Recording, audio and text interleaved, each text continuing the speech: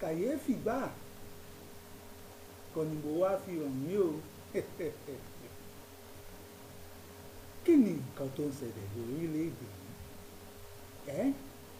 kí n láti fẹ́ wí kí n là fẹ́ sọ.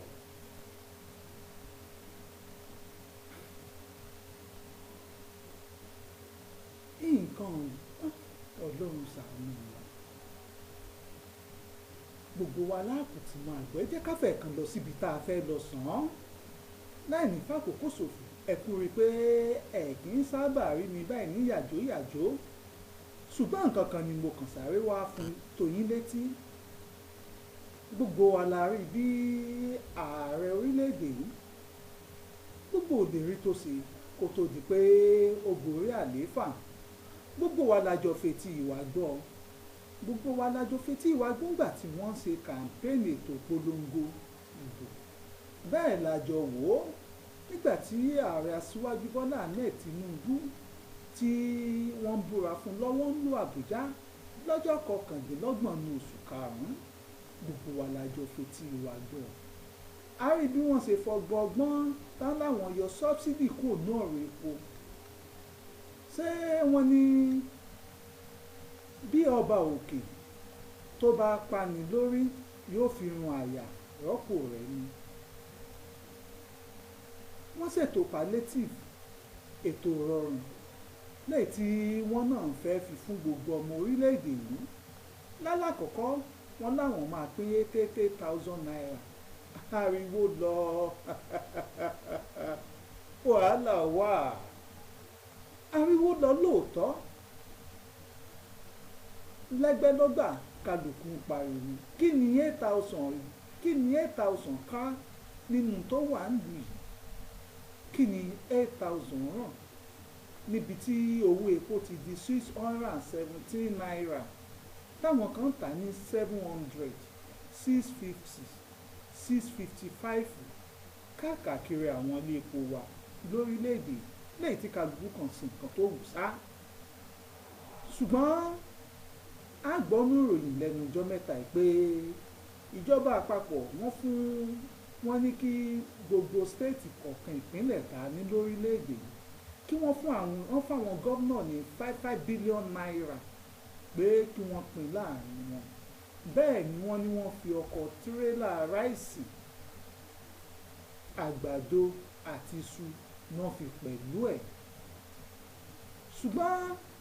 nǹkan kan tó yà mí lẹ́nu tó jẹ́ kí n jáde wá bá yín ò ní pé ẹnìkan ló fi fídíò kan ránṣẹ́ sí mi yàjóyàjó nínú ibi tí wọ́n ti ń pín ráìsì tíjọba àpapọ̀ fi ránṣẹ́ eléyìí wáyé láti ìpínlẹ̀ KWARA state wọ́n ní wọ́n fún wọn ní ráìsì 1,500 bags tàbí tírélà káàbù nígbà tí wọ́n fún wọn ní káwọn aráàlú pè ẹni tó wá jẹ́ representative àdúgbò kan local government tí wọ́n pè kó wá sọjú nígbà tí wọ́n ò mọ̀ padà pín ìrẹsì ọ́ ó di ráìsì ìbànújẹ́ wọ́ọ̀dù kan agolo dìríkà 16 ẹ̀yin náà fojú mi rò níbo la fẹ́ bá yàrá ilé ìjà kí la fẹ́ sọ kí lẹ̀ ń rò ṣé ọmọ Nàìjíríà àkọ́kọ́ tí mo kọ́kọ́ fẹ́ sọ lé lórí ká tó lọ wo fídíò ọ̀hún pé ṣé bí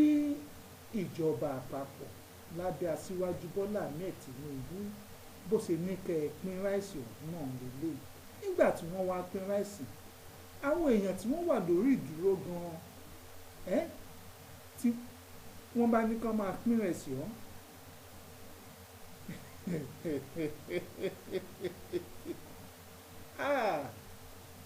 Naija èèyàn dúdú àbíwá dúdú kí ni ìṣòro wa gan lórílẹ̀‐èdè kí ni ìṣòro wa kí lọ́lọ́run ti gbélé wa lọ́wọ́ pẹ̀lú àwọn aṣáájú wa gbogbo ẹ̀rù náà bà mí ọjọ́ ọ̀la orílẹ̀-èdè yìí ó sì sùn mí gbáà ẹni tí a ní pé kó wá túlù sí bíi tí ó wá padà jẹ́ sípò ló mọ̀ padà bàjẹ́ ọmọ nàìjà ọlọ́run ló lè gbà wá o ó dáa ẹ mọ̀ jẹ́ ń bọ́rọ̀ lọ jìnnà ká mọ̀ mọ́ bòkò lọ ilé olóró ẹ jẹ́ kí a jọ wo fídíò tí wọ́n fi ṣọwọ́ sí i tìpínlẹ̀ Kwara àdúgbò kan lélẹ́yìí o tí wọ́n bá tún ti ń fi míì ṣọwọ́ màá jẹ́ kẹ́ ẹ gbọ́ ẹ máa rí ẹ máa wò ó kákúkú wájọ máa fìdájọ́ sí kájọ mọ àwọn tí ọlọ́run kó wà ní lọ́wọ́ àwọn olójú kòkòrò ẹ̀dá àwọn olè oníjìbìtì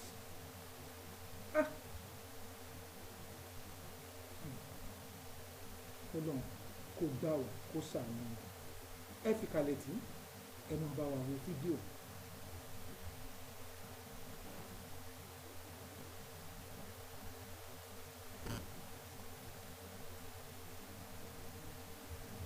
sẹ́yìn náà ti rí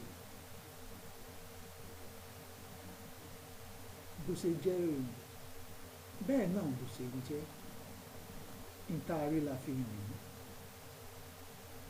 àmọ́ fi ní ìrìn láìpẹ́ ẹ̀já jọ máa ṣèdájọ́ bájú àléfẹ́ bẹ́pẹ̀ ni bí ká sì mọ̀ wò bóyá ní tí ó tiẹ̀ fẹ́ tẹ̀yìn sùn ká mọ̀ máa sọ torí ọ̀rọ̀ gbogbo ká dùn sọ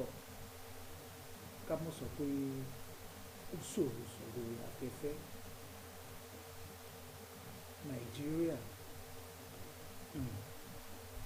ṣùgbọ́n nígbà tó di ní wọ́n ní kí gbogbo àdúgbò kọ̀ọ̀kan wá àwọn náà lọ lè rí i ìgbà táwa dọ̀hún wọ́n wá ní ìjọba àpapọ̀ ní ṣe federal government wọ́n fún ìpínlẹ̀ Kwara ní 1,200 bag of rice ẹgbẹ̀rún kan àtọgọ́rùn-ún méjì àpò ìrẹsì sẹ́yìn bá mi gbọ́ báyìí ìjọba ìpínlẹ̀ àpapọ̀ gbé fún Kwara state fún Kwara state yìí wọ́n sì ní local government ti ń ṣe mẹ́rìndínlógún 16 so lábẹ́ mẹ́rìndínlógún kan náà ni Ìlọrin West wà nínú wọn Ìlọrin West tó wá wà nínú èyí ó ní wọ́ọ̀dù tí ń ṣe méjìlá nínú wọ́ọ̀dù tí ń ṣe méjìlá ládéwọlé jẹ́ kanú ẹ̀ láti Adéwọlé yìí ni Àgùnmẹ́léwò wà wọ́n wá níjọba àpapọ̀ tí ìgbà tí wọ́n gbé ta débẹ̀ nínú ẹgbẹ̀rún kan àtọgọ́rùn-ún méjì tẹ́ fún wa wọ́n fún gbogbo Adéwọlé lápapọ̀ ní àpò báàgì rẹ́sì 8 gbogbo tí ń jẹ́ Adéwọlé tẹ bá bẹ̀rẹ̀ láti Pàkátà títí ẹ̀ẹ́dẹ́gàrẹ̀ wo ògùn ọkọ̀ Adéwọlé ló dé gbogbo bẹ́ẹ̀ wọ́n fún wọn ní báàgì ráìsì 8 báàgì ráìsì 8 yìí wọ́n wá sọ àwọn àdúgbò wọ́n so wọ́n papọ̀ nínú ìdajì báàgì wọ́n wá so wọ́n ní 36 ike ní wà nínú báàgì kan wọ́n wá so Àgùnbẹ́léwò gba odò ta àti Adéwọlé housing estate wọ́n so papọ̀ so àwọn mẹ́ta àwa pín ìlàjì báàgì kan pín o ike 9 kan gbogbo Àgùnbẹ́léwò lápapọ̀.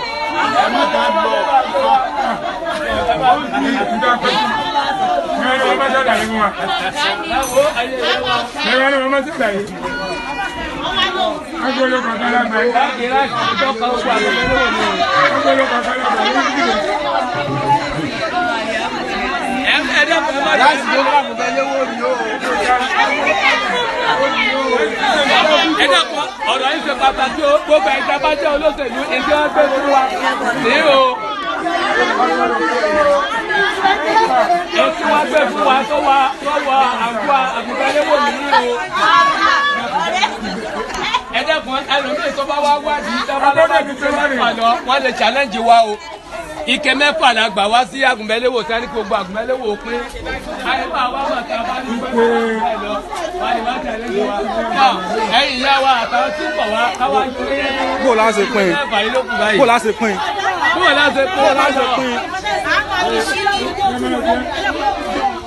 Ẹ má lọ ẹ dàpọ̀ ẹ má lọ. Bó la ṣe pín?